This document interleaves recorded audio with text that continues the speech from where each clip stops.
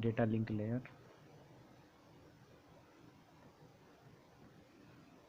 Data link layer हमारी second layer होती है फिजिकल लेयर के ऊपर।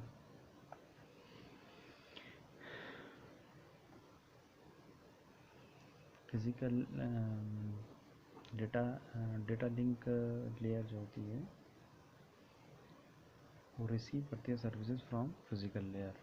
For example all the services are in, you can see the cursor, packetizing, flow control, media access control, addressing, error control, and give services to network layer. Duties of data link layer and packetizing, it divide the data into packets. Addressing we can address error control, flow control, access control. All these are the duties of data link layer. In data link layer we have to for example this logic link control LLC and media access control MAC. This is the IEEE standard for LANs. We will cover it later on. Data link layer design issues, network layer services, framing, error control, flow control, brackets and frames. This is bracket and this is frame. A frame has header and trailer and payload. Payload field means this is payload field. In payload field we have data. Similarly in this is the sending machine and this is the receiving machine. We have payload field here, header and trailer. This is frame, this is packet. These are the network layer services. This is host 1, this is host 2, this is virtual data path. Here data path exists but it is virtual. That is why the dotted line is there. The path between these two hosts is virtual, and in this figure B, the data path is actual. Possible services offered: unacknowledged connectionless services, acknowledged connectionless services, acknowledged connection oriented services. Connectionless services and connection oriented services I have taught before, you can revise. Framing methods, we have framing methods. This is the concept of framing. Framing method, we have 4 methods. Byte control, I taught before all these methods. Byte count, flag bytes with byte stuffing, flag bits with bit stuffing, physically coding violation. First is framing. So we divide these are frames. For example, these 5 byte frame 1, frame 2. We have divided the frames in n bytes. For example, here we have 5 bytes, 8 bytes. So this is also a frame. So if this error occur here, how can we test? This is the problem. So for solving this problem, we have in this framing method, when a user send frames to a destination, so we send frames by only counting. For example, to 5 bytes. So this is 5. Similarly, all the cases. For example, this 8 bytes. This is 8. So this is the concept of only counting the bytes. So for example, this error come, how can we calculate? So we have another method for this. So we add a flag between two original bytes A and B. This is flag. Flag tell that this byte has been completed. Now this byte is starting. So this is before and this is after. We have added escape byte and flag byte between our bytes. So similarly, these are the different methods. For example, we have one escape byte, we have added two escape byte here. Similarly, we have added 3 escape byte and flag. We have 2 escape byte, we have added 3 escape byte, 4 escape byte. A frame delimiter, delimited by flag bytes. For example of byte sequences before and after byte stuffing. This is framing. For example, all these are frames. Now in these frames we have added 0 here and 0 here and 0 here.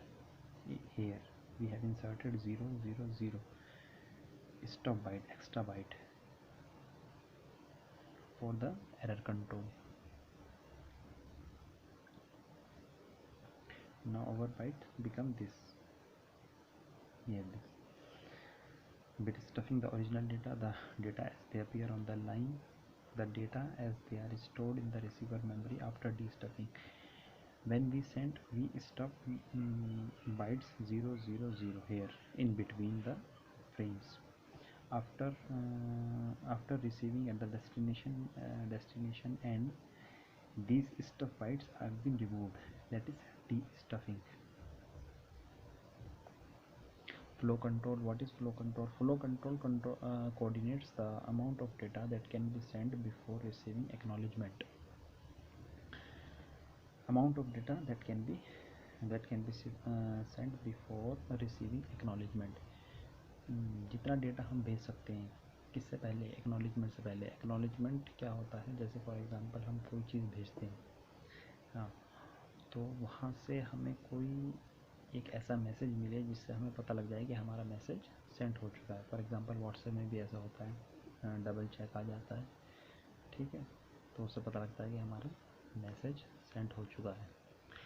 और इसी तरह से और भी manual तरीके होते थे पहले, जैसे फॉर एग्जांपल स्टूडेंट्स फॉर्म भरते थे यूनिवर्सिटीज़ के, तो यूनिवर्सिटी में जब फॉर्म भरते थे तो उसमें एक फॉर्म के अंदर ही एक फॉर्म का पार्ट होता था एक्नॉलेजमेंट के लिए, तो वो भी भर के भेजना होता था, उसमें स्टाम्प लगती थी. तो जब हमारा फॉर्म एक्सेप्ट हो जाता था तो यूनिवर्सिटी वापस उसी एड्रेस पे, जिस एड्रेस से हमने भेजा था फॉर्म, तो उस एड्रेस पे वापस एक्नॉलेजमेंट भेजती थी. इसलिए पता लगता था कि आपका फॉर्म जो है एक्सेप्ट हो गया है, तो उसको एक्नॉलेजमेंट कहते हैं. यहाँ पे एक्नॉलेजमेंट का काफ़ी काम है आगे, तो इसको समझने की ज़रूरत है. It is one of the most important function of data link layer. ये सब समझ में आ गया होगा. Flow control is a set of procedure that tells the sender how much data it can transmit before it must wait for an acknowledgement from the services. ये slides मैंने पहले बता चुका हूँ. ये स्लाइड्स टेनेनबॉम और फोरोजन की slides हैं. टेनेनबॉम की बुक है कंप्यूटर नेटवर्क और फोरोजन की जो बुक है डेटा कम्युनिकेशन एंड नेटवर्क, उसी की ये दोनों की मिक्स स्लाइड्स हैं. तो क्या मैं बताता, flow control is a set of procedure that tells the sender how much data it can transmit before it must wait for an acknowledgement from the receiver. कितना डेटा हम भेज सकते हैं एक्नॉलेजमेंट से पहले, तो वो सेट ऑफ प्रोसीजर्स को फ्लो कंट्रोल कहते हैं. Receiver has a limited speed at which it can process incoming data and limited amount of memory in which to store incoming data. अब रिसीवर के पास जो हमारी स्पीड होगी रिसीव करने की वो लिमिटेड होगी. Receiver must inform the sender before the limit reached and request the transmitter to send fewer forms और स्टॉप टेम्परेली. अब फॉर एग्जांपल हम रिसीवर क्या कर रहा है, बहुत लेस स्पीड पे से रिसीव कर रहा है और सेंडर बहुत तेज़ी से भेज रहा है, तो रिसीवर उसको लिमिट करेगा. ठीक है, या तो ये कहेगा कि आप कम फ्रेम भेजिए, स्पीड कम करिए, या फिर क्या है कि थोड़ी देर के लिए रुक जाए ताकि सारे फ्रेम्स हमें मिल जाए. Since the rate of processing is often slower then the rate of transmission, receiver has a block of memory buffer for storing incoming data until they are processed. Since the rate of processing is often slower, ज़्यादातर क्या होता है कि जो processing की speed होती है वो स्लो होती है ट्रांसमिशन से, ट्रांसमिशन की स्पीड के मुकाबले। Receive a block of memory buffer, ठीक है, तो उसके लिए हम एक मेमोरी बफर लगाते हैं, ठीक है, जिसमें टेम्परेरी स्टोर हो जाता है हमारा डेटा, ठीक है, जब तक कि वो प्रोसेस ना हो जाए। उसके बाद फिर क्या है, एरर कंट्रोल है। एरर कंट्रोल क्या है, एरर कंट्रोल नाम से ही पता लग रहा है कि एरर कंट्रोल क्या होता है। Error control includes both error detection and error correction. सबसे पहले क्या करेगा, एरर को डिटेक्ट करेगा, फिर उसके बाद एरर को क्या करेगा, करेक्ट करेगा। It allows the user to inform the sender if a frame is lost or damaged during transmission and coordinates the retransmission of those from by sender, ठीक है। रिसीवर को ये इन्फॉर्म कर देता है कि फला हमारा फ्रेम जो है वो लॉस्ट हो गया है, डैमेज हो गया है, ठीक है, और फिर सेंडर को ये पता लग जाता है कि ये फ्रेम हमें दोबारा से भेजना है। Error control is the control in the data link layer is based on automatic repeat request, ARQ, इसका आगे बहुत यूज़ होगा, इसको ध्यान रखना है। ARQ ऑटोमेटिक रिपीट रिक्वेस्ट, इसमें क्या होता है कि जब कोई एरर डिटेक्ट होता है तो हम फ्रेम को दोबारा से ट्रांसमिट करते हैं। Error and flow control mechanism, तो एरर और फ्लो कंट्रोल मैकेनिज्म हमारे पास कौन कौन से हैं, स्टॉप एंड वेट है, गो बैक एन है और सेलेक्टिव रिपीट। ये 3 मेथड्स हैं हमारे पास एरर और फ्लो कंट्रोल मैकेनिज्म के। तो सबसे पहले क्या है, फ्लो कंट्रोल में इनिशियल अजम्पशंस क्या है, सिंप्लेक्स चैनल। सिंप्लेक्स में क्या होता है कि एक साइड से डेटा जाता है हमारा, ठीक है, इसको सिंप्लेक्स कहते हैं, ठीक है, एक तरफ से जा सकता है सर। ये आप लोगों ने असाइनमेंट किया है, उसमें जो है आप लोग देख सकते हैं। सिंप्लेक्स ये बहुत जनरल टर्म है, सिंप्लेक्स फुल डुप्लेक्स, ठीक है, डुप्लेक्स होती है, फुल डुप्लेक्स होता है, ठीक है। इसी तरह infinite buffer capacity with the receiver, error free transmission, ठीक है, ये एजम्पशंस, ये सब चीज़ें लेके चलेंगे हम। हमारा जो ट्रांसमिशन होना चाहिए वो एरर फ्री होना चाहिए। Network layer at the sender end is always ready with the data, no need for flow control. तो सबसे पहले क्या देखेंगे हम यहाँ पे, स्टॉप एंड वेट। तो स्टॉप एंड वेट में क्या होता है कि ये सेंडर है हमारा, ये रिसीवर, इसी तरह की फिगर आगे तक चलेगी। ये एस जो है ये सेंडर है, सेंडर 1, सेंडर 0, सेंडर 1, सेंडर 2, ये इसी तरह से ये 2 हमारे पास सेंडर है और रिसीवर हमारे पास 2 है, R0 और R1। ये टाइम है हमारा पूरा, ये जो टाइम जा रहा है ये टाइम है, ये फ्रेम्स जा रहे हैं।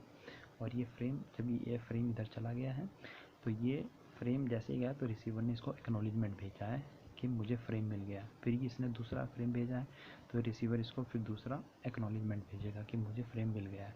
इसी तरह से हमारा ये प्रोसेस चलता रहेगा। इसमें क्या होता है, स्टॉप एंड वेट में sender keeps a copy of the last frame until it receive an acknowledgement, ठीक है, जब तक कि हमारे पास एक्नॉलेजमेंट नहीं मिल जाता तो सेंडर अपने पास एक कॉपी रखता है, ठीक है। For identification both data frames and acknowledgement frames are numbered alternatively 0 and 1, ठीक है, ये समझ में आ गया होगा। इसको 0 और 1 नंबर दे देते हैं, ठीक है। Sender has a control variable S that holds the number of recently sent frame 0 and 1. Receiver has a control variable r, ये r ये गलत आ गया है यहाँ पे, ये r वैसा आएगा, ये वाला r है, that holds the number of the next frame expected 0 और 1, उसकी वैल्यू 0 और 1 होगी।